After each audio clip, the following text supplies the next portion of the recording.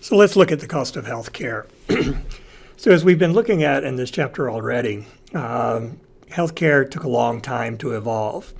And in the beginning, it was pretty cheap, but you didn't get much. You get what you pay for, so to speak. So on the left-hand side, you've got a guy here that seems rather unbothered by the fact that they're about a third of the way through chopping his leg off. And then after that leg was chopped off, you would get a pretty rudimentary prosthetic limb like the one shown here on the right. So we had a long way to go to improve health care.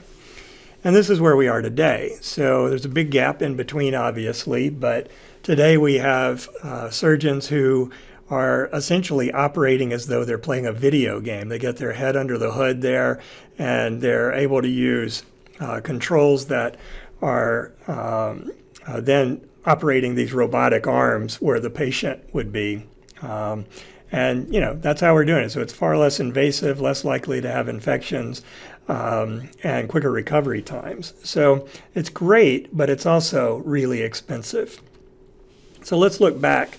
This is a hospital bill for having a baby from 1957.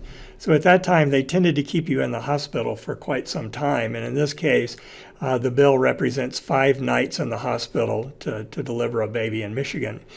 And you can see up here in the top where it says the rate for the room was $11.50 a day. And if you adjusted this bill for inflation, which was $117.15 in 1957, so even with the regular increase in costs of things over time with inflation, that would be equivalent of about $1,016 in today's money. But to have a baby today, where they only keep you in the hospital for 1 night, is at least $8,000. So clearly the cost of healthcare has far exceeded the rate of inflation. And, you know, it's just made it really expensive to a point where people are having a hard time affording it. So how do we compare to other countries around the world? So this shows a list of countries that have advanced economies similar to ours. And the per capita expenditure for healthcare in the United States is over $10,000 per person. This is from 2016. So I'm going to do a little comparison in the next few slides between us and Germany. And I use Germany partly because I've had some engagement with the healthcare there when one of my study abroad students fell and hit her head. And we saw the need to take her to the emergency room. So they picked her up in an ambulance. Took both of us away. I was going along as the professor, and she ended up spending the night, had lots of exams and tests and so forth, and fortunately she was fine. But I did get some exposure to the healthcare system there. It's extremely efficient. They had great care, and they spent about $5,500 per person. So we're spending almost $5,000 more per person for healthcare here in the U.S. than they do in Germany. So why do we think it's so expensive in the U.S.? Now, certainly technology has really driven up the cost, but they've got the same technology in Germany that we have here. We've already talked in this chapter about the amount of paperwork in the U.S., which really adds to the cost. About 30% of all money that we spend on healthcare just goes to paperwork. And of course, there's profit motives in the way that we run our healthcare system as opposed to more national healthcare systems that you find around the world. And then the one that, you know, I think is one that we can do something about and that's important is that we're just frankly not very healthy. And then, of course, there's bad design, which we've talked about a little bit already, and we'll talk about more as the semester goes on. But we've basically designed lives for ourselves that don't require us to get any form of exercise just as a matter of living, just going through our days, that exercise becomes a chore rather than something that's just part of living. So I'm comparing us to the Germans, partly because they don't necessarily make the best health decisions either. So this is at a beer hall in Germany, and this woman is carrying out 8 giant 1-liter beers to a table somewhere. And if you look at the woman over on the right-hand side of the screen, seems to be cutting a big sausage in half. So they're not necessarily making the best food choices either, as Hippocrates would have preferred. But we already know that they're spending about $5,000 less per person than we do. So what else is happening? Well, despite the fact that they don't necessarily eat a diet that's much healthier or any healthier than ours, when I've been in Germany, it is a lot of sausage, French fries, and beer. So I wouldn't put their diet at any better rate than ours.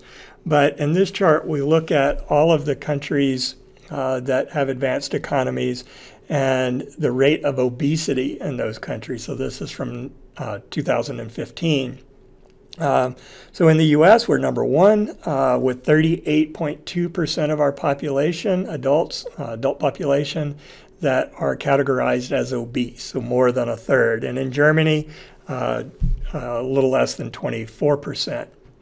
So they're healthier than us in terms of at least the weight that they're carrying. So in this chart, we're looking at life expectancy. That would be a good measure of how effective a healthcare system is. So it's doing 2 things. It looks like some kind of a musical score, but the open white circles on these lines are life expectancy at birth from 1970, and then the shaded in maroon color is life expectancy at birth if you were born in 2015. So it's all a guess, but they can look at trend lines and come up with some substantiated guesses. So in 1970, on the left-hand side, you see Germany in the 2 red boxes.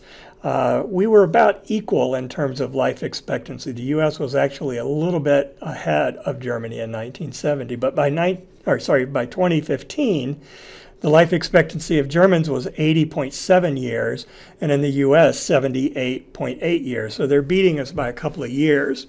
And then you could look all the way over to the left-hand side for Japan, and their life expectancy is about 84 years. But of course, they get up and do Tai Chi every morning and eat a lot of fish that's good for your health. So that certainly makes a difference there. Although if you dig a little deeper into the data, you'll find that people from Japan that move to the United States gain a lot of weight and probably have the same health problems that we have and don't live as long. So then another measure we could look at, and this one's important to you as you start moving forward with your life. If you intend to have a baby, this one's a little frightening. So the infant mortality rate for newborns in the United States is 6.1 per 1,000 live births. And that may not sound like a lot, but clearly we're not doing as well as most other countries. Germany in the top box there is 3.4. So if you have a child in the United States, that child is almost twice as likely to die in infancy as a German baby. So clearly we're not doing as well as Germany, despite the fact that their healthcare cost is almost $5,000 less per person. So what are some other reasons why that might be happening? So this shows the number of doctors per capita per 1,000 people in the population between various countries. And again, Germany in the box at the top has 4.1 doctors per 1,000 people, and in the United States, 2.6. So they have 50% more doctors per person than we have. I know that when I go to the doctor these days, as often as not, you're getting a nurse practitioner. And not that they are not hardworking and intelligent people that have been through training, but it's not the same level of training that you get if you are a licensed MD. So it does make a difference. Here's another chart. So this one, percent of adults who have experienced medication or lab errors or delays in the past 2 years from 2016. So the U.S., again, leading the pack here with 19% who've had those kind of mistakes that they've dealt with and delays.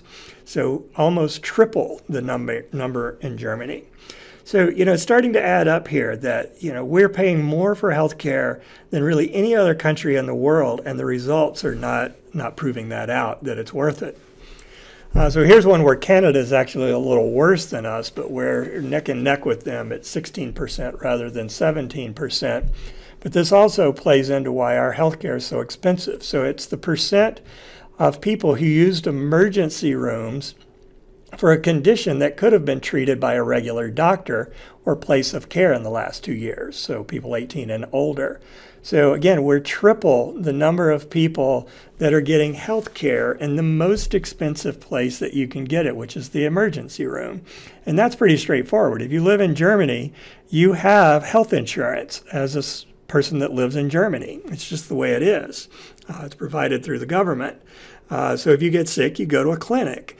In the U.S., if you don't have health insurance, and a significant number of people in the U.S. don't, tens of millions don't have health insurance. When they get sick, they put it off and they put it off, and they end up going to the emergency room in an ambulance ride, and that becomes the most expensive way to gain access to health care. So coming back to this number, what does this add up to when you multiply that nearly just under $5,000 per person and multiply that by the number of people in the United States? And we have a current population of about 327 million people. Well, do the math on that, and it comes out to $1.57 trillion per year. So almost $1.6 trillion that we're spending as a nation, more than we would be spending if we had the exact same kind of health care that by many measures provides better results in Germany than we have here. So to me, this is a big problem. And that number is one that I can't even really get my mind around. So let's look at that. So this is a stack of $100 bills. So that's a $10,000 stack of $100 bills. This is a $1 billion stack of $100 bills sitting on pallets. So $1 trillion of $100 bills looks like this. So we're still not even there yet, and I don't have any more slides on this, but multiply that stack of $100 bills, put another 1/2 on top of that, and that's how much more we're spending on health care than the really good health care that's available to people in Germany. To me, this is crazy. So, and it's downright embarrassing. So again, we've got millions of people in the U.S. that don't have health insurance, so they put off getting care until it's really dire, really desperate situation. So this is an article headline from The Guardian. It's a British publication, so it's really kind of embarrassing that other countries are talking about how pitiful our healthcare situation is. And these sorts of things, excuse me, pop up in the news every couple of years, where a group of doctors start feeling so bad about the situation as they make arrangements to take over a high school gymnasium or some other large space like that, and, excuse me, and they set up a temporary clinic. And they're there all weekend or for 3 or 4 days during a week, and they just meet and try to provide whatever care they can to whoever shows up. So the headline is "The Enormous Pop-Up Clinic Trying to Bridge America's Health Divide." So we have people with insurance and we have people with no insurance, and they're trying to care for these people. And this is what it looks like outside. So hundreds and hundreds of people show up, sit outside under tents, and wait for their turn.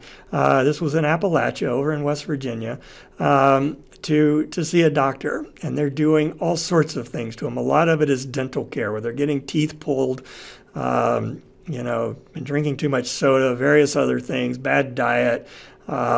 It's pitiful, but this is the state of healthcare in the United States for millions. So I'm going to wrap it up here.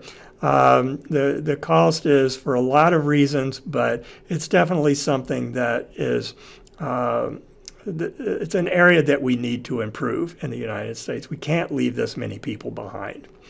All right, that's it. Thank you.